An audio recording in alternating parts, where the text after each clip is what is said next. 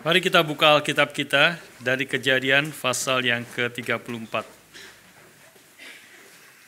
Kita akan membaca seluruh bagian dari pasal ini karena ini satu cerita yang utuh ya. Sehingga kita perlu membaca seluruhnya meskipun agak panjang, ada 31 ayat. Kita akan membaca keseluruhan daripada ayat-ayat ini. Kejadian 34. Saya akan mulai ayat yang pertama, saudara ayat yang kedua, bergantian seterusnya sampai ayat yang ke-31, ayat yang terakhir. Oke, saya akan mulai Kejadian 34 ayat yang pertama. Pada suatu kali pergilah Dina, anak perempuan Lea yang dilahirkannya bagi Yakub, mengunjungi perempuan-perempuan di negeri itu.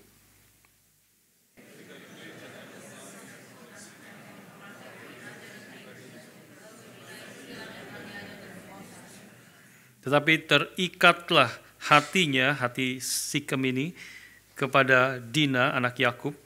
Ia cinta kepada gadis itu, lalu menenangkan hati gadis itu.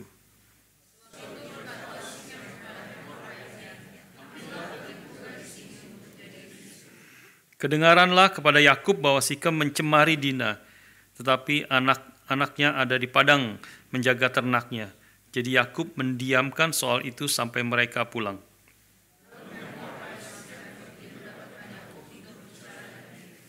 Sementara itu anak-anak Yakub pulang dari padang dan sesudah mendengar peristiwa itu orang-orang ini sakit hati dan sangat marah karena Sikem telah berbuat noda di antara orang Israel dengan memperkosa anak perempuan Yakub, sebab yang demikian itu tidak patut dilakukan.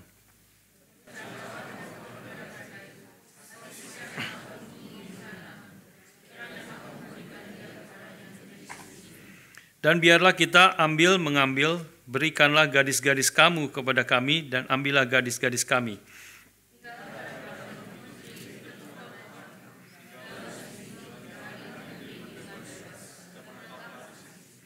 Lalu Sikem berkata kepada ayah anak itu dan kepada kakak-kakaknya, biarlah kiranya aku mendapati kasihmu, aku akan memberikan kepadamu apa yang kamu minta.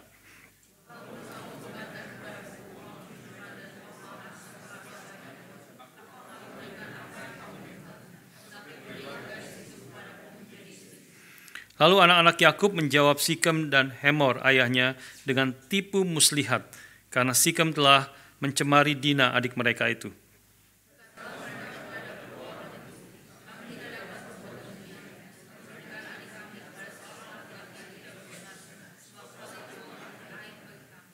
Hanyalah dengan syarat ini kami dapat menyetujui permintaanmu.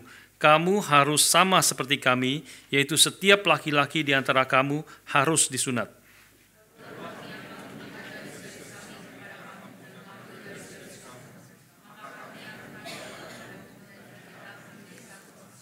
Tapi jika kamu tidak mendengarkan perkataan kami dan kamu tidak disunat, maka kami akan mengambil kembali anak itu lalu pergi.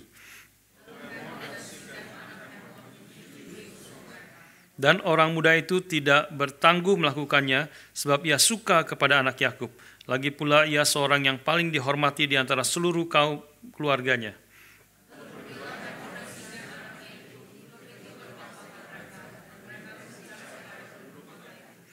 Orang-orang itu mau hidup damai dengan kita. Biarlah mereka tinggal di negeri ini dan menjalaninya dengan bebas. Bukankah negeri ini cukup luas untuk mereka?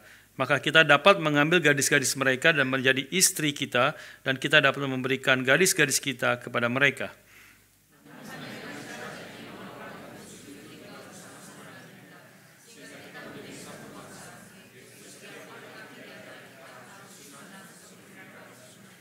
Ternak mereka, harta benda mereka, dan segala hewan mereka, bukankah semuanya itu akan menjadi milik kita?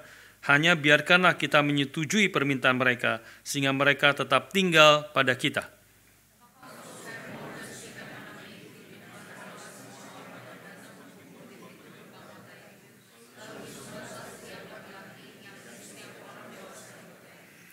Pada hari ketiga, ketika mereka sedang menderita kesakitan, datanglah dua orang anak Yakub, yaitu Simeon dan Lewi, kakak-kakak Dina, setelah masing-masing mengambil pedangnya, menyerang kota itu dengan tidak takut-takut serta membunuh setiap laki-laki.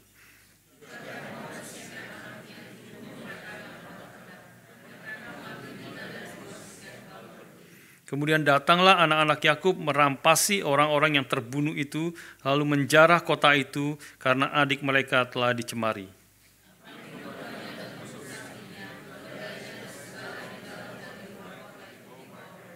Segala kekayaannya, semua anaknya dan perempuannya ditawan dan dijarah mereka, juga seluruhnya yang ada di rumah-rumah.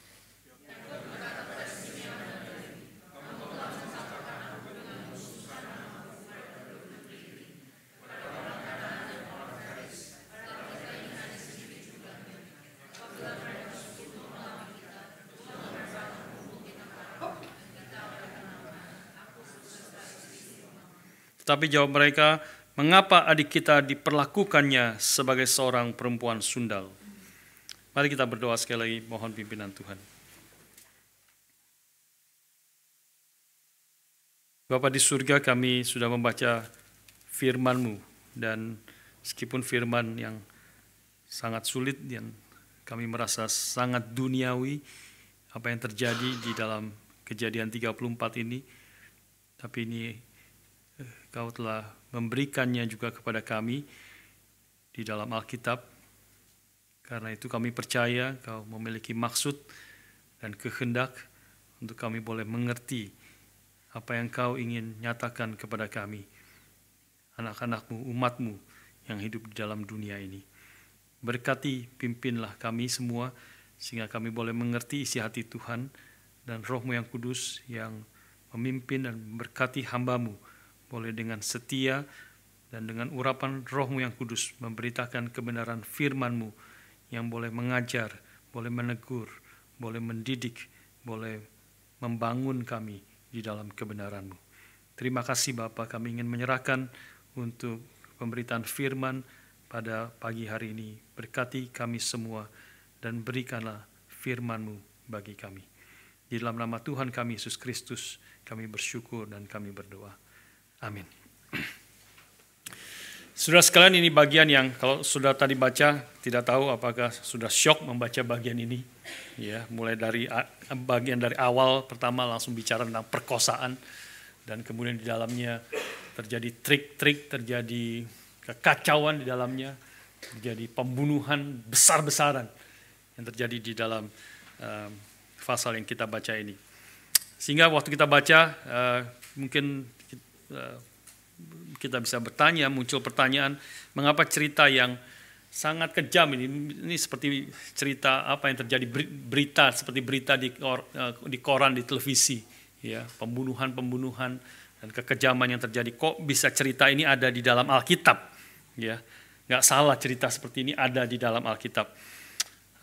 Kalau sudah menghampiri Alkitab dengan semangat mencari chicken soup for the soul, sudah ingat buku itu dulu terkenal sekali ya, Chicken Soup for the Soul. Jadi apa, sup untuk jiwa, untuk jiwa. Cerita-cerita yang ringan, yang menghibur, yang memberi kekuatan, ya. Sudah nggak ketemu dalam Kejadian 34 ini. Ini bukan Chicken Soup for the Soul, saudara sekalian. Ini kisah yang mengerikan, ya. Kisah yang tidak ringan, kisah yang sangat mengerikan. Tetapi kita percaya, seperti tadi saya doakan, ini ada di dalam Alkitab yang diilhamkan oleh Allah, diinspirasikan oleh Allah. 2 Timotius 3 ayat 16. Di dalam bahasa aslinya menyatakan firman yang dinafaskan Allah. All scripture is God breathed, dinafaskan oleh Allah. Seluruh Alkitab ya, adalah firman yang dinafaskan oleh Allah. Berarti dan bermanfaat bagi kita untuk mengajar, menyatakan kesalahan, memperbaiki kelakuan dan mendidik kita di dalam kebenaran. Berarti bagian ini pun termasuk Kejadian 34, ada maksud dari Tuhan dan mengajar kita. Khususnya kita akan melihat bagaimana kita hidup di dalam dunia yang penuh dengan kejahatan ini. Dan yang lebih parah adalah tidak sedikit kejahatan yang terjadi di dalam dunia ini dilakukan juga oleh mereka yang menyebut diri anak-anak Tuhan, umat Tuhan. Ya. Bagaimana kita harus berespon di dalam keadaan ini yang kita harus akan mempelajari di dalam bagian ini. Saudara sekalian, kita sedikit melihat konteks sebelumnya. 2 minggu yang lalu ya kita membahas pasal yang ke-33 dan kita melihat konteksnya sebelum Yakub dengan keluarganya tinggal di Sikem, di kota yang baru ini. Ya, kita melihat konteksnya yaitu Yakub dipanggil Tuhan dari rumah keluarga Laban di tempat seperti tempat dia melarikan diri dari Esau yang ingin membunuh dia, meninggalkan tanah perjanjian, dan dia ada di tengah-tengah akan keluarga Laban. Dan di situ akhirnya setelah dia menikah, punya anak dan bertumbuh banyak, beranak cucu, dan juga domba-domba kambingnya begitu banyak, Tuhan memanggil Yakub untuk kembali dari tanah itu, untuk kembali ke tanah perjanjian kepada keluarganya. Tetapi dalam perjalanan kita tahu Yakub takut sekali karena dia tahu dia akan berhadapan dengan Esau yang pada waktu 20 tahun lalu dia meninggalkan Esau dan keluarganya itu. Esau ingin membunuh dia karena Yakub telah merebut hak kesulungan daripada Esau.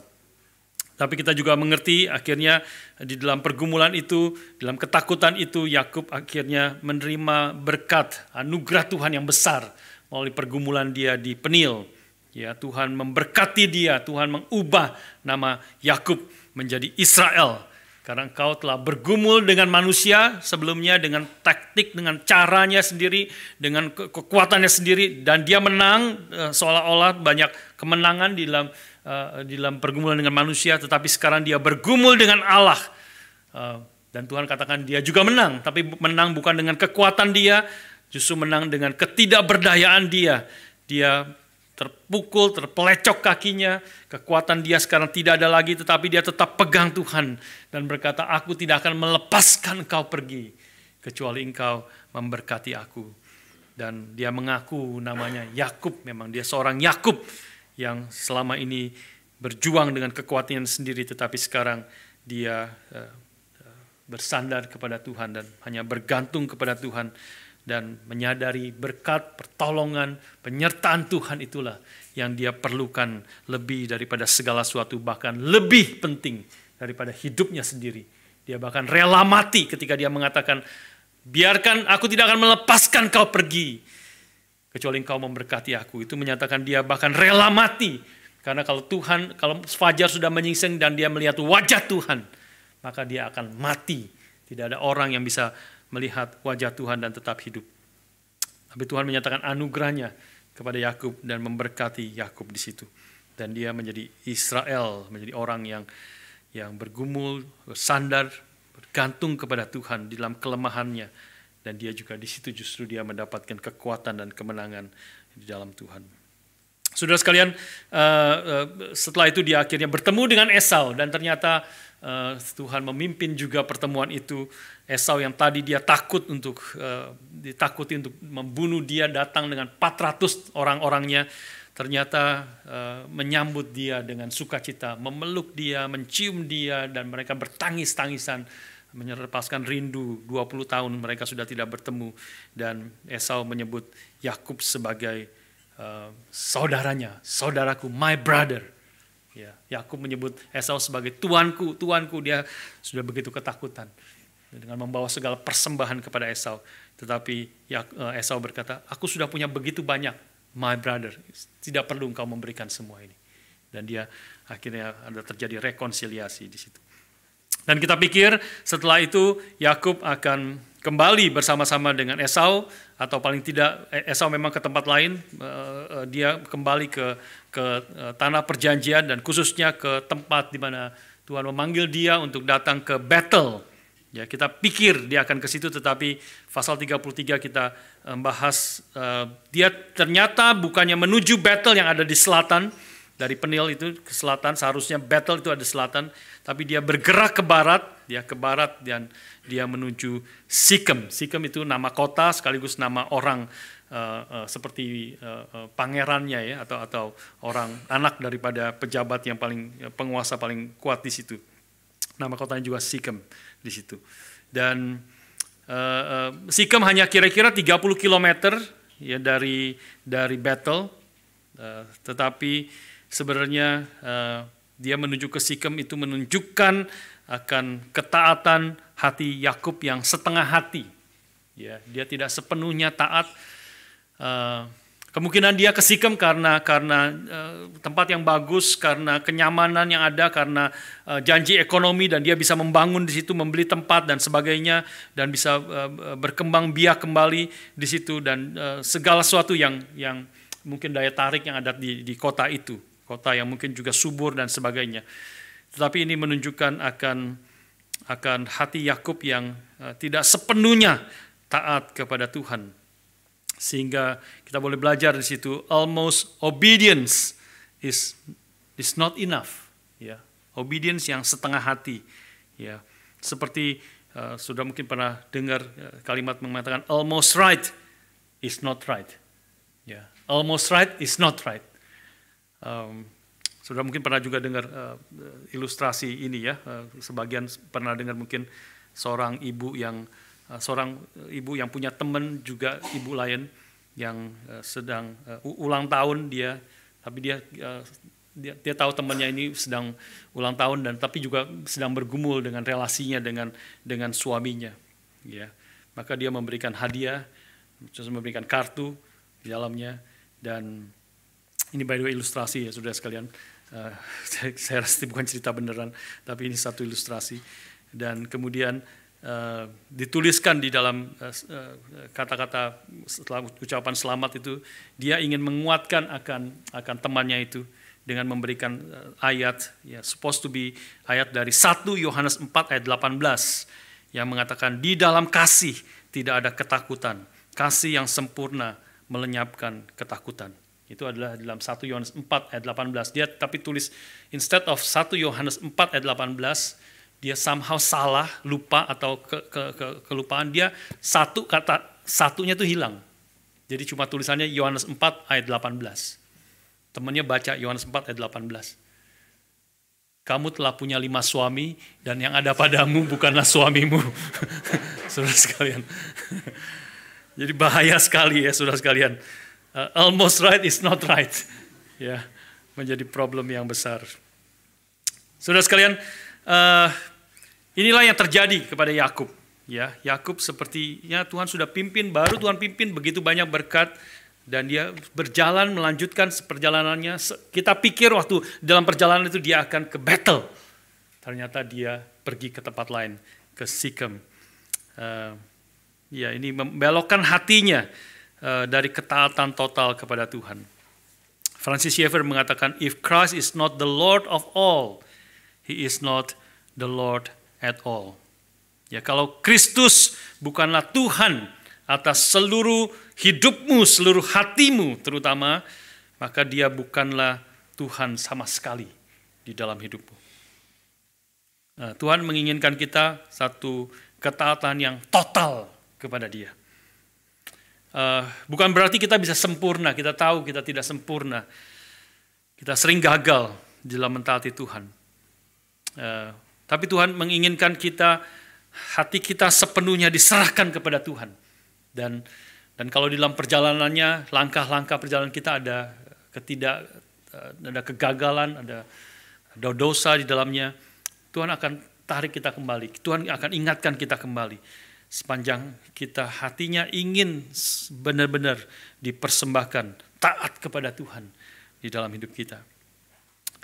Di dalam retreat kemarin kita tidak sempat satu bagian membahas tentang orang yang di dalam segala pergumulan yang dihadapi, dan kalau engkau di dalam kesulitan itu engkau kekurangan hikmat, biarlah dia minta kepada Tuhan yang akan memberikan hikmat itu kepada orang yang menghadapi segala kesulitan. Tetapi Yakobus mengatakan kau harus percaya kepada Dia sepenuh hati. Jangan mendua hati. Jangan mendua hati. Kalau engkau mendua hati, maka kau tidak akan menerima akan apa yang kau minta kepada Tuhan. Nah, ini sudah sekalian, inilah yang juga terjadi kepada Yakub ya. Dia mendua hati. Dia mendua hati, seolah-olah mendua hati itu artinya tidak sepenuh hati dia mengikut Tuhan, tidak sepenuh hati dia percaya kepada Tuhan bahwa rencana Tuhan itu adalah yang terbaik bagi dia. Dia juga masih pikir-pikir, masih lihat-lihat keadaan, masih melihat segala sesuatu yang ada dalam dunia, masih mau mendengar apa yang dunia katakan bagi dia, apa yang dunia tawarkan, sehingga seolah-olah mau mendapat the best of both worlds, dua-dua yang terbaik mau diambil. Tetapi itu adalah tidak dikehendaki oleh Tuhan, dan itu seperti orang yang berdiri di dua perahu dan dia berusaha balance, berdiri di dua perahu. Tapi pasti sooner or later dia akan jatuh. Dia akan basah terjebur di air. Saudara sekalian, Tuhan ingin kita di dalam hal yang poin pertama di sini, menginginkan kita memiliki sepenuh hati mengikut Dia. Dan nanti juga kita akan lihat kita seperti Yakub yang terjadi, yang kita lihat di sini sekali lagi menggambarkan banyak sekali hidup kita yang seringkali gagal meskipun Tuhan sudah memberikan anugerah kebaikannya, seringkali kita gagal, tetapi kita sekali lagi patut bersyukur kepada Tuhan kalau kita gagal seperti Yakub juga berkali-kali gagal. Tuhan tidak akan meninggalkan kita. Ya, kalau kita adalah anak-anak Tuhan yang sejati, maka Bapa yang mengasihi kita itu akan mendisiplin kita untuk kita kembali ke jalan yang benar. Kalau Ibrani menegaskan kalau kita adalah anak seperti Bapa yang tidak mendisiplin anaknya, tidak ada anak yang sejati yang tidak didisiplin oleh ayahnya. Dia akan mendisiplin kita kalau kita salah, membawa kita kembali ke jalan yang benar. Oh, love that will not let us go. Kasihnya tidak akan melepaskan kita. Susah ya menerjemahkan itu ya. Jadi Indonesianya agak beda. Kasih yang beserta kita. Ya betul, kasih beserta kita. Tetapi Inggrisnya tentu lebih kuat ya. Love that will not let us go. Kasih Tuhan yang tidak akan melepaskan kita. Karena Dia mengasihi kita, anak-anaknya. Dan inilah yang kita lihat juga di dalam Kejadian 34, di dalam segala dosa dan kesalahan Yakub. Saudara sekalian, Kejadian 34 dimulai dengan Dina, ya, anak gadis Yakub dan Lea di sini. Mereka tinggal sekarang di kota yang kafir, bukan tempat di mana Tuhan kehendaki. Mereka tinggal di Sikem dan mulai mendirikan segala macam rumah, kemah, dan segala macam. Dia mulai settle di situ. Dan Kejadian 34 dimulai dengan kisah apa yang terjadi di Sikem ini. Dimulai dengan Dina, anak gadis muda yang ingin tahu tentang lingkungan budaya baru, tempat yang baru. Ya, seperti para pemuda-pemudi datang ke Melbourne di sini, tempat yang baru. I'll check it out. What's going on? Apa yang ada di sini? Budaya apa yang ada di sini? Ya, cara hidup apa? Keramaian apa yang dikerjakan di sini? Dan dia ingin tahu segala sesuatu ini. Bertemu, khususnya ditegaskan dia ingin bertemu dengan perempuan-perempuan lokal, ya, masih baik sebenarnya dia ingin mengunjungi perempuan-perempuan di negeri itu. Tetapi dia malah bertemu dengan pria biadab, ya, anak penguasa di tempat itu, yang mengatakan langsung dengan jelas itu terlihatlah dia oleh Sikem anak Hemor, orang Hewi, raja negeri itu, lalu Dina itu dilarikannya dan diperkosanya. Bahasa Inggrisnya yang lebih merefleksikan bahasa aslinya dengan kata yang sangat singkat menggambarkan Sikem ini, ya, the ruler of that area. He saw her, he took her, and he violated her. 3 kata cepat. He took her, he saw, dia melihat, dia mengambil, dan dia memperkosa. Ya, jadi 3 kata yang cepat, 3 kata kerja yang dituliskan dengan cepat, secepat nafsu Sikem yang menggebu-gebu, dan secepat juga itu nafsunya langsung hilang setelah dia memperkosa akan Dina. Tidak perlu banyak komentar tentang kebiadaban pemerkosaan, ya. Bahkan orang-orang dunia ini saja tuh, kalau sudah saya mendengar orang-orang yang ada di dalam penjara, ya. Kalau orang sudah masuk penjara itu karena membunuh kepala geng, sudah masuk penjara itu dihormati. Wah, dihormati orang, takut dan hormat kepada pembunuh kepala geng di luar. Tapi kalau saudara masuk ke penjara sebagai pemerkosa, habislah engkau. Habislah engkau. Karena orang-orang di dalam penjara itu juga berpikir, kamu memperkosa, engkau bisa memperkosa adik perempuanku, engkau bisa memperkosa ibuku, engkau bisa memperkosa anakku, dan sebagainya. Itu orang yang masuk ke penjara karena kasus perkosaan, habislah dia, betul-betul habis ya di dalam penjara itu. Bahkan orang-orang jahat pun bisa seperti ada membedakan ya situ ya. Memang jahat, berdosa dan sesuatu yang tidak patut dilakukan, bukan hanya melawan perintah hukum Taurat yang memang belum diberitakan di sini dan nanti melawan perintah Tuhan, tetapi juga sebenarnya melawan akan hukum negeri dimanapun dan di negara-negara zaman itu pun sebenarnya apa yang dilakukan Sikem itu adalah satu kejahatan yang besar sebenarnya. Tapi saudara sekalian, ternyata hati Sikem setelah dia memperkosa Dina, dia terikat ya, dia ternyata terus tertarik, terpikat hatinya kepada Dina dan dia ingin menikahi akan Dina ini. Nah, kita zaman sekarang kita agak nggak bisa terima ya, nggak bisa terima. Sudah perkosa, sudah melakukan begitu kejahatan yang besar, sekarang mau menikahi, siapa yang mau menikah dengan pemerkosanya gitu ya. Tapi itu kita memasukkan konteks kita ini kepada Alkitab. Tapi karena kita harus mengerti konteks pada saat itu. Konteks saat itu, di zaman itu adalah, khususnya di dalam zaman itu adalah di dalam konteks di mana pernikahan itu adalah satu-satunya security yang boleh seorang wanita itu miliki.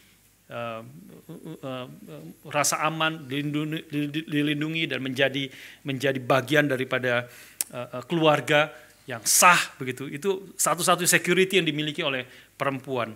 Maka sebenarnya tawaran dari Sikem ini lebih baik ya daripada Dina itu dibiarkan sebagai tanda kutip damaged good ya, yang sudah dia akan sampai tua tidak ada yang mau menikah dan dia menjadi perempuan yang tua yang sudah pernah diperkosa, yaitu jauh lebih parah kalau keadaan seperti itu. Jadi paling sedikit apa yang dilakukan Sikem, tawaran yang dilakukan Sikem ini, dia lebih baik dan dia sebenarnya ingin memperbaiki kesalahannya to some extent ya, meskipun tentu tidak bisa memperbaiki bagaimana, tetapi dia ingin melakukan apa yang dia bisa ya, dan kemudian dia minta kepada ayahnya untuk supaya meminta kepada ayah daripada Dina itu, Yakub, untuk dia boleh menikahi akan Dina ini. Alkitab menegaskan tadi kita baca, Yakub mendengar apa yang terjadi, apa yang dilakukan Sikem kepada anaknya, tetapi dia diam saja. Dan di sini menggambarkan seluruh bagian pasal 34 ini, kalau kita tadi baca, dalam semua peristiwa yang terjadi, Yakub digambarkan sebagai seorang yang pasif, seorang yang diam, silent sepanjang cerita ini. Nah, ini menjadi hal yang kita boleh renungkan bersama-sama. Tetapi anak Yakub itu sakit hati ketika mendengar ini dan mereka sangat marah, dan kemarahan yang wajar dan sebenarnya kemarahan yang benar ya, kalau kita mengerti dari sudut pandang Alkitab, kemarahan dan sakit hati yang benar karena memang apa yang dilakukan Sikem itu sesuatu yang jahat sekali. Nah, pertanyaannya saudara sekalian yang kita mau pikirkan bersama hari ini adalah, apa yang harus sebenarnya mereka lakukan? Kemudian marah, sakit hati dengan kejahatan yang dilakukan Sikem, dan apa yang sebenarnya harusnya mereka lakukan. Sementara itu ayah dari Sikem, Hamor, penguasa dari itu, datang kepada Yakub ya, kemudian untuk meminta Dina menjadi istri daripada Sikem ya.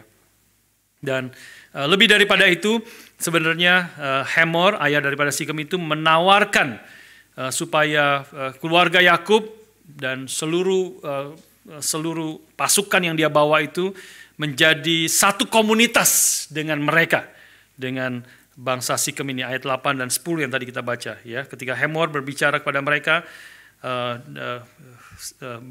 berkata demikian, hati Sikem anakku itu mengingini anakmu Kiranya kamu memberikan dia kepadanya menjadi istrinya. Dan biarlah kita mengambil, berikanlah gadis-gadis kamu kepada kami, dan ambillah gadis-gadis kami bagi kamu. Tinggallah pada kami, negeri ini terbuka untuk kamu, tinggallah di sini, jalanilah negeri ini dengan bebas, dan menetaplah di sini. Jadi tawaran Hamor, ya, ayah daripada Sikem ini bukan sekedar untuk menikahi Dina menjadi istri daripada anaknya, tetapi juga satu tawaran untuk supaya kita menjadi satu komunitas, satu bangsa yang besar bersama-sama. Kita bersatu saja. Kau tinggal di sini, tanah ini masih luas. Kita bersatu menjadi satu komunitas yang besar. Nah, kalau kita melihat dari perspektif yang lebih luas, tawaran ini dari perspektif daripada rencana Tuhan yang lebih luas di dalam Alkitab. Apa yang ditawarkan Hamor sebenarnya adalah jalan pintas untuk bangsa Israel Yakub itu mendapat tanah perjanjian melalui perkawinan. Ya, jadi melalui perkawinan jadi juga strategic marriage gitu seringkali ya. Political marriage, menikah tapi menjadi satu, dua bangsa yang besar ini menjadi satu dan nggak bisa tinggal di tanah itu. Tapi kalau kita sekali lagi melihat dari perspektif yang lebih besar, ini bukanlah apa yang Tuhan kehendaki sebenarnya bagi bangsa Israel ya untuk menerima tanah perjanjian. Tuhan tidak menghendaki umatnya itu bercampur dengan bangsa-bangsa yang tidak mengenal Allah. Inilah justru sebabnya lah Yakub pergi diutus keluar oleh Ribka, ayah ibunya itu, supaya dia tidak menikahi orang-orang di sekelilingnya yang adalah tidak mengenal Tuhan seperti Esau sudah menikahi orang-orang sekelilingnya. Yakub diutus pergi supaya salah satu alasannya adalah supaya dia mendapatkan juga umat Tuhan yang bersama-sama dengan mereka. Saudara sekalian, jadi Tuhan tidak menghendaki umatnya itu bercampur dengan bangsa-bangsa yang tidak mengenal Allah. Jadi seharusnya, saudara sekalian, ketika Hamor menawarkan Yakub untuk menikahi anaknya dan kemudian menjadi satu bangsa yang besar, Yakub harusnya menolak tawaran Hamor itu dan menjelaskan alasan sesungguhnya. Ya, dan jadi bahkan mulai dari Abraham hidup di tengah-tengah bangsa kafir, keluarganya, Tuhan memanggil Abraham keluar justru. Ya, memberkati dia, Tuhan memimpin dia, memberikan tanah kepada dia, menjadikan dia bangsa yang besar, justru keluar daripada keluarganya, keluarga yang menyembah akan berhala.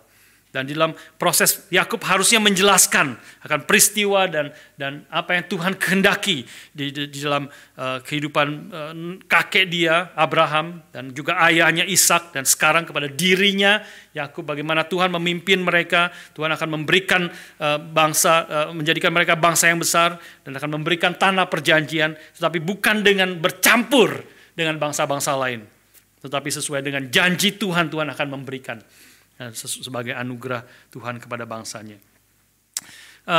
Seharusnya itu yang dilakukan oleh Yakub, ya, dan dia menceritakan tentang Allah yang memanggil, dan kemungkinan besar di dalam prosesnya itu, sehingga dia seharusnya dalam proses menjelaskan itu dia menceritakan tentang Allah, tentang Yahweh yang sudah memimpin Abraham, Ishak, dan kemudian sekarang dia dan seluruh keturunannya, sehingga membuka kesempatan bagi Hamor, bagi Sikem, bagi bangsa Sikem itu, supaya mereka juga mungkin boleh percaya kepada Allah ini, Allah yang telah memimpin Abraham, Ishak, dan Yakub, yang nanti kita tahu itu juga terbuka kepada orang-orang yang tidak mengenal Allah seperti Rahab dan Ruth. Ya, mereka kemudian masuk menjadi bagian daripada umat Allah, menjadi bangsa Israel. Saudara sekalian, itulah yang harusnya dilakukan oleh Yakub kepada Hamor. Tetapi Yakub diam saja. Sekali lagi, Yakub tidak berkata apa-apa dan membiarkan anak-anaknya yang menjawab, mengambil alih, tetapi menjawab dengan tipu muslihat. Ayat 13 sudah memberi kepada kita clue di situ ya. Lalu anak-anak Yakub menjawab Sikem dan Hamor ayahnya dengan tipu muslihat. Ya, Jacob's son replied deceitfully as they spoke to Shechem and his father Hamor. Ya. Dan kita membaca tadi, ya, membaca bagaimana tipu muslihat itu supaya disunat, ya, sudah direncanakan di sini semuanya.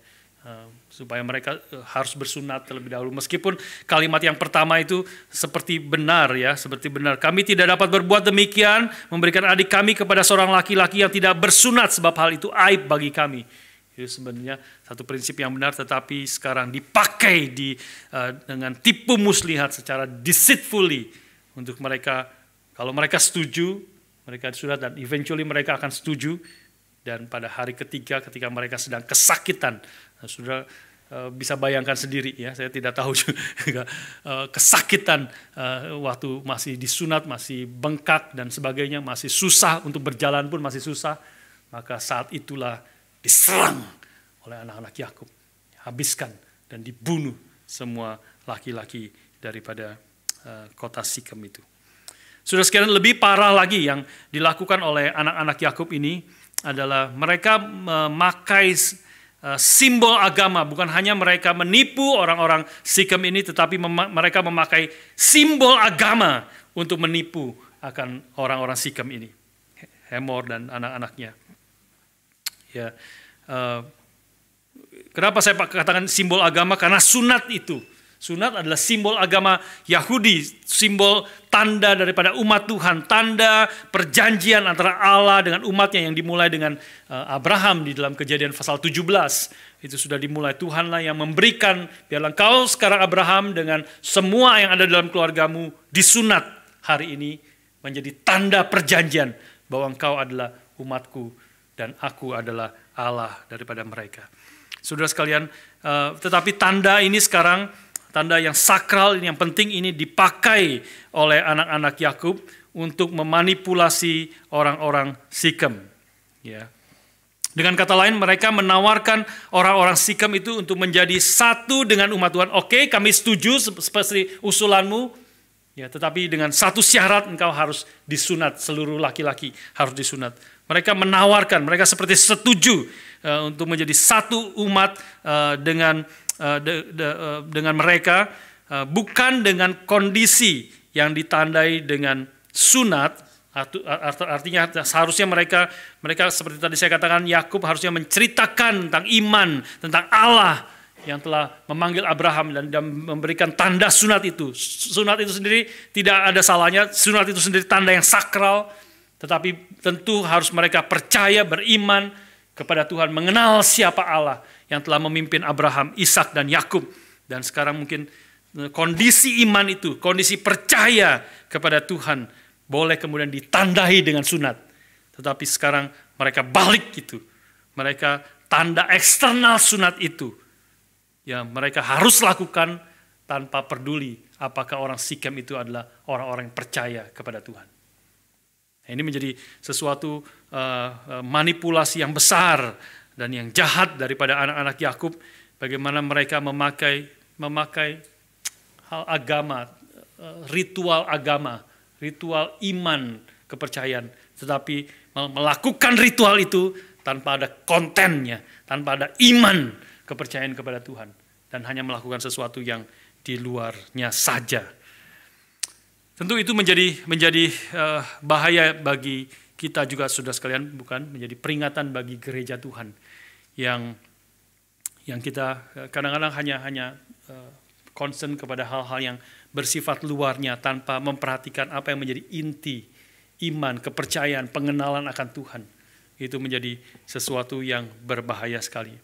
Ada gereja-gereja yang demi menarik orang-orang yang tidak percaya dan takut melukai perasaan orang-orang yang tidak percaya itu yang datang ke gereja, memperbolehkan misalnya siapapun untuk ikut perjamuan kudus. Perjamuan kudus adalah tanda sakramen bagi umat Tuhan.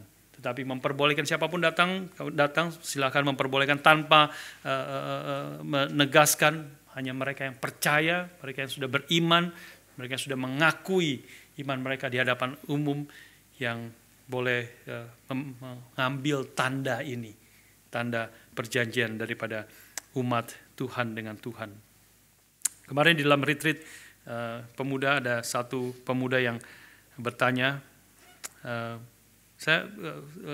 dia mengatakan, saya mendengar apakah betul bahwa gereja ada banyak gereja yang tidak berani bicara tentang murka Allah, tidak berani menegur akan dosa karena gereja takut orang-orang tidak mau datang ke gereja. Sensitif, tidak berani bicara tentang murka Allah, dan kita sudah bahas itu juga di Jumat Agung kemarin ya, dan tidak berani menegur akan dosa. Ada banyak gereja-gereja yang hanya bicara tentang kasih, tentang anugerah, tentang kebaikan Tuhan, dan tidak salah tentu. Alkitab itu adalah Alkitab yang penuh, Allah adalah Allah yang ada penuh kasih, Allah itu adalah kasih itu sendiri, Dia adalah Allah yang penuh anugerah, penuh kebaikan dan sebagainya. Ya, memang Allah itu Allah yang penuh dengan kemurahan. Tetapi mereka salah bukan di dalam apa yang mereka katakan, tetapi banyak gereja yang salah di dalam apa yang mereka tidak katakan. Karena Alkitab selain mengajarkan Allah itu penuh kasih, Allah penuh anugerah dan kebaikan, Dia juga adalah Allah yang murka terhadap dosa. Dia juga adalah Allah yang menegur dosa dengan sangat keras. Ya, bahkan di dalam Matius pasal yang ke 24 ya, kalau tidak salah, pasal 24 atau 23, itu Tuhan Yesus menegur dengan keras yang disebut sebagai 8 ucapan kutukan. 8 ucapan kutukan. Terkutuklah engkau, terkutuklah engkau, terkutuklah engkau. Berkali-kali Tuhan Yesus mengatakan, terkutuklah engkau orang-orang Farisi, ahli-ahli Taurat, yang engkau membersihkan apa yang di luar, engkau memperhatikan apa yang di luar. Engkau seperti kuburan yang di luarnya bersih, putih, bagus, kelihatan bagus, tetapi di dalamnya penuh dengan tulang belulang, penuh dengan kebusukan yang bau. Itulah teguran-teguran Tuhan Yesus yang bisa di-compare. Ada Tuhan Yesus memang mengatakan 8 ucapan bahagia, Matius pasal 5. Tetapi dia juga mengatakan, boleh dikatakan 8 atau bahkan 9 ucapan kutukan. Jadi Tuhan bukan hanya Tuhan yang baik, penuh kasih anugerah, tapi juga Tuhan yang adil dan suci. Dia adalah api yang menghanguskan. Dia tidak pernah berkompromi dengan dosa. Gereja kadang-kadang tidak berani bicara tentang murka Allah, tentang menegur dosa, karena takut orang-orang tidak mau datang ke gereja, tersinggung dan sebagainya. Ya betul, mungkin ada sebagian seperti itu, ya sebagian itu seperti itu. Tapi itu adalah cara mengerti yang salah, dan juga akhirnya akibatnya menjadi salah. Ya, dengan gereja tidak berani menegur dosa dan menyatakan kesalahan, bicara tentang murka Allah, gereja pertama tentu tidak sesuai dengan kebenaran firman Tuhan. Memang firman Tuhan menyatakan Allah adalah Allah yang murka terhadap dosa, menegur dosa dengan keras. Tapi bukan hanya demikian, ketika orang-orang datang ke gereja dan hanya mendengar Tuhan yang penuh kasih, Tuhan penuh anugerah, penuh kebaikan, tidak pernah berani menegur dosa, maka mereka kind of menemukan versi dunia yang ada di dalam gereja. Ya. Versi dunia. Di dunia orang juga saling tidak mau menegur, tidak mau, ya, takut menyinggung masing-masing sendiri, cuma ngomong semuanya hal yang kalau bisa yang sebaik-baiknya, sesopan-sopannya, ya, tidak berani menegur orang. Mereka akhirnya justru menjadi problem. Ini saya juga temukan ini di luar sana, bahkan di agama-agama yang lain pun.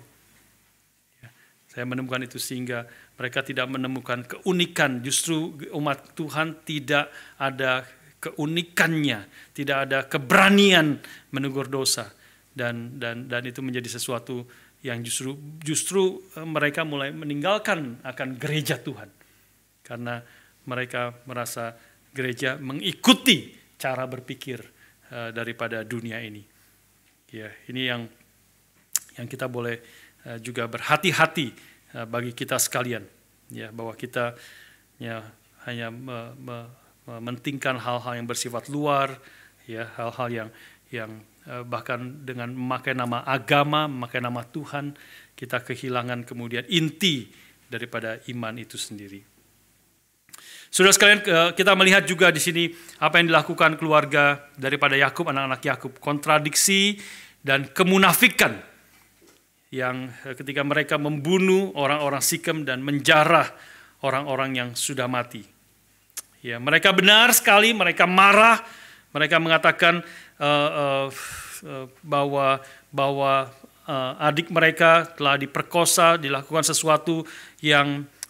sesuatu yang jahat, ya, sesuatu yang najis, yang seharusnya tidak boleh dilakukan di antara bukan hanya umat Tuhan, bahkan di dalam dunia ini. Tetapi mereka seolah-olah tidak melihat akan mereka pun sebenarnya melakukan hal yang sama. Ya, ayat yang ke-27 misalnya dikatakan, kemudian datanglah anak-anak Yakub merampasi orang-orang yang terbunuh itu, lalu menjarah kota itu karena adik mereka telah dicemari. Ya, mereka marah dengan benar, kemarahan yang benar karena adik mereka dicemari, tetapi mereka seperti buta dan tidak sadar akan juga kesalahan dan yang mereka lakukan dengan mencemari diri mereka dengan menjarah bahkan orang-orang yang sudah mati, diambil akan segala sesuatu yang ada pada mereka. Bahkan kemudian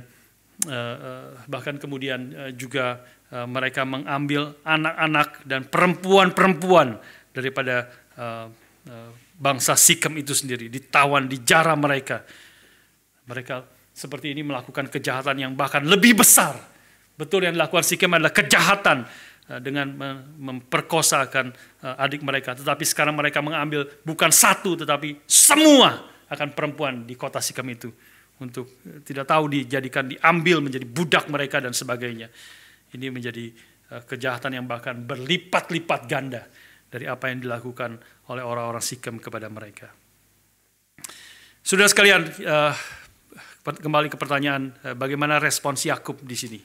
Ya, mewakili juga menjadi peringatan bagi kita sekalian. Apa yang dilakukan Yakub? Apa yang menjadi respons Yakub ketika dia mengetahui semua ini? Di sini baru dia berkata. Sebelumnya semuanya dia silent, semuanya dia pasif dan tidak melakukan apa-apa. Baru di sini keluar kata-kata Yakub ayat yang ke-30. Tapi kalau sudah memperhatikan kata-kata ini, maka seluruh kata-katanya hanya mengkhawatirkan tentang dirinya sendiri. Dia bicara tentang I, me, and myself. 8 kali dia katakan itu di dalam satu ayat ini.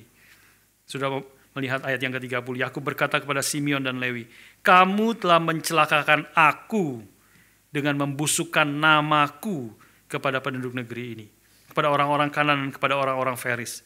Padahal kita ini hanya sedikit jumlahnya.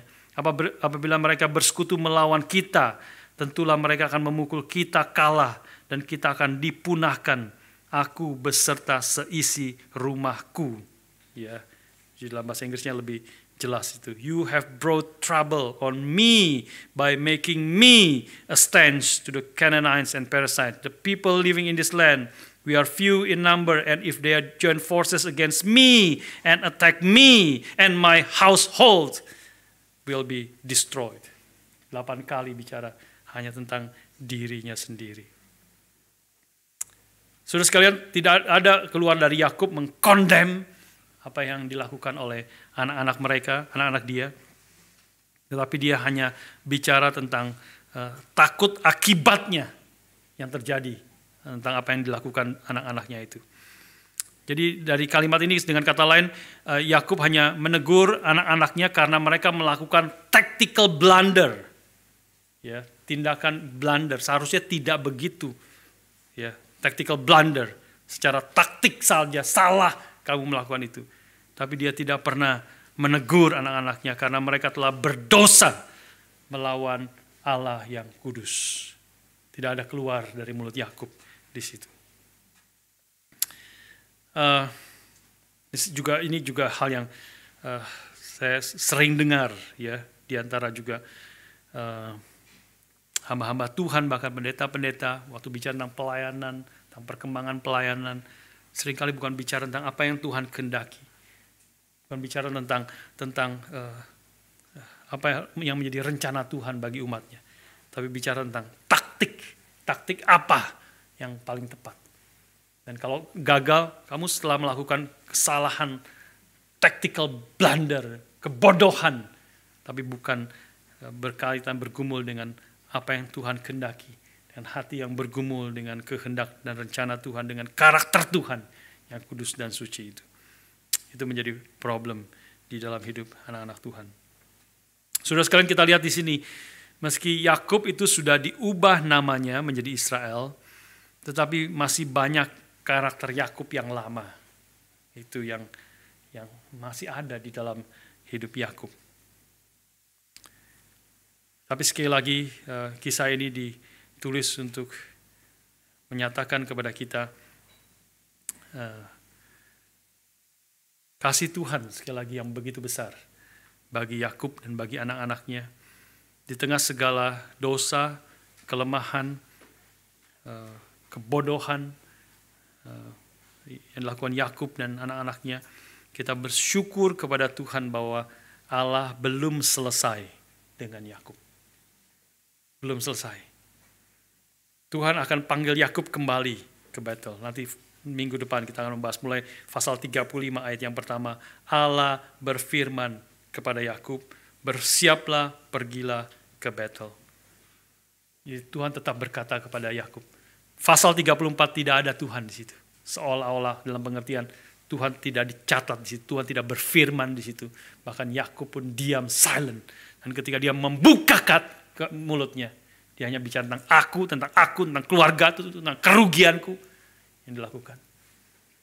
Tapi dia tidak pernah berbicara tentang nama Tuhan yang seharusnya ditinggikan dan dipermuliakan. Saudara sekalian, kita bisa melihat di sini bahwa Tuhan tetap memimpin dan mengarahkan Yakub kembali. Ada resiko, ada akibat daripada dosa-dosa mereka. Cara Tuhan mendisiplin mereka juga. Ini juga kekacauan yang terjadi. Cara Tuhan mendisiplin mereka untuk mereka kembali kepada Tuhan. Dan Tuhan yang mengasihi mereka tidak akan membiarkan umatnya terus-menerus hidup di dalam dosa. Dan Tuhan akan panggil lagi kepada Yakub dan keluarganya. Tapi sebelum kita ke Betel, ya, minggu depan kita baru ke Betel. Kita patut bertanya di sini sebagai kembali pertanyaan awal yang saya tanyakan kepada kita sekalian, bagaimana kita menghadapi kejahatan yang begitu besar di dalam dunia ini? Kejahatan sekeliling kita, begitu banyak kejahatan, kita dengar berita begitu banyak kejahatan di sekeliling kita di seluruh dunia, bahkan, dan bukan hanya kejahatan yang dilakukan oleh orang-orang yang tidak mengenal Allah, tapi juga kejahatan dan dosa yang dilakukan oleh umat Tuhan tengah-tengah akan dunia ini. Kejadian 34 diakhiri dengan satu pertanyaan yang tidak ada jawabannya. Ya, ketika Yakub protes, komplain kepada anak-anaknya, kau hanya membuat kacau saja, membuat kita akan mendapat ancaman yang besar dari orang-orang sekeliling kita. Anak-anak Yakub menjawab mereka, mengapa adik kita diperlakukannya sebagai seorang perempuan sundal? But they replied, should he, Shechem, have treated our sister like a prostitute? Ya, itu pertanyaan, pasal 34 ini diakhiri dengan pertanyaan yang tidak ada jawabannya. Gantung. Apa yang harus dilakukan? Kejahatan yang besar yang terjadi kepadamu, apa yang kau lakukan? Kita harus balas. Kita harus balas kejahatan dengan kejahatan yang lebih besar. Itu cara dunia berpikir. Itulah anak-anak Yakub ikut di dalam cara berpikir dunia. Ya, selalu kita dengar begitu kan. Kalau engkau baik-baik kepada saya juga akan baik-baik ke kamu. Tapi engkau melakukan kejahatan ke saya bisa melakukan kejahatan lebih besar kepada kamu. Dan itulah yang terjadi terus di dalam dunia ini. Yang vicious circle, ya, lingkaran setan, yang kejahatan dibalas dengan kejahatan lebih besar. Kejahatan lebih besar dibalas lagi dengan kejahatan yang lebih besar. Dan terjadilah perang di tengah-tengah dunia ini. Dari mulai kejahatan yang kecil dan semakin besar, dan semakin besar. Tidak ada jawaban di dalam Kejadian 34 ini. Tetapi tentu jawabannya hanya ada satu jawaban. Yang memperlakukan dosa dengan sangat serius. Tapi yang tidak mengakibatkan kejahatan itu bertambah besar. Karena hanya satu jawaban. Di satu sisi dosa sangat serius, kejahatan yang besar harus di deal dengan keadilan, dengan yang sungguh adil, yang sesuai dengan kejahatan yang besar itu. Ya. Tetapi bagaimana itu bisa terjadi? Bagaimana itu tidak menghindari kejahatan yang terus bergulung semakin besar? Karena pembalasan kejahatan demi kejahatan. Hanya satu jawaban, sekali lagi, di atas salib Kristus lah kita boleh melihat betapa seriusnya Tuhan deal with sin. Betapa seriusnya, betapa murka Allah itu dinyatakan secara puncak kepada manusia yang berdosa. Tetapi bersyukur kepada Tuhan, Tuhan tidak menyatakan murkanya di dalam diri kita sendiri. Kalau Tuhan menyatakan murkanya terhadap kita semua yang sudah berdosa. Kita semua adalah orang-orang yang telah melakukan kejahatan. Mungkin kita tidak seperti Sikam, mungkin kita tidak seperti anak-anak Yakub yang melakukan pembunuhan dan pemerkosaan dan sebagainya. Tapi kita semua adalah orang-orang yang berdosa, yang layak menerima murka Allah. Upah dosa adalah maut. Tidak ada lagi yang lebih besar daripada itu. Tapi Tuhan tidak menyatakan mautnya, murkanya itu di dalam diri kita sendiri. Bagi kita yang beriman di dalam Kristus, murka Allah itu dinyatakan di dalam diri anaknya yang tunggal. Yang tidak berdosa itu dijadikan dosa karena kita. Supaya kita yang ada di dalam Dia boleh dibenarkan oleh Allah. Inilah satu-satunya jawaban menganggap serius dosa, tapi sekaligus tidak mengakibatkan kejahatan bertambah besar, tapi justru menghentikan kejahatan di atas kayu salib itu, karena Kristus telah menanggung kutuk hukum Taurat bagi kita sekalian yang seharusnya menerima kutuk itu. Saya akan tutup dengan sekali lagi saya waktu persiapkan ini teringat tentang apa yang terjadi kepada Bapak Angsono, ya, Bapak Angsono kemarin sempat singgung di pemuda, jadi makin ingat yang adalah salah seorang majelis penatua di gereja kita di Geri Pusat yang sangat cinta Tuhan, seorang pengusaha yang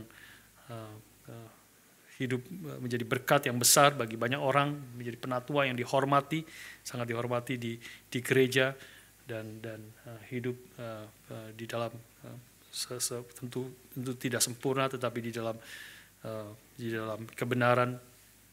Tapi satu hari kemudian kita mendengar berita bahwa beliau itu ditembak mati waktu pulang dari main basketball kalau tidak salah di Mangga Besar. Dia pulang dari main basketball, keluar dari lapangan mau masuk ke mobilnya, tiba-tiba orang menyergap dia dan dia ditembak mati di tempat. Ya, seorang yang sudah mungkin umur 60-an kali tidak salah, masih sehat, masih segar, seorang bisnismen yang besar, seorang yang cinta Tuhan, dihormati di gereja, menjadi penatua majelis di gereja, mati secara mengenaskan. Ya, ditembak oleh mantan menantunya sendiri, yang akhirnya ditangkap kemudian. Menjadi berita yang mengagetkan, kita semua sedih sekali, seluruh gereja sangat kaget dan sedih, terpukul mendengar kematian daripada Bapak Angsono. Tapi kemudian saya datang di dalam kebaktian penghiburan, kebaktian yang dilakukan, hibur, dan juga penguburannya dan sebagainya. Dan satu kebaktian yang sangat berkesan bagi saya sekalian, yaitu setelah hamba Tuhan berkhotbah selesai, lalu Ibu Angsono yang kita panggil Mrs. Ang, ya, Mrs. Ang, itu berdiri memberikan kesaksian.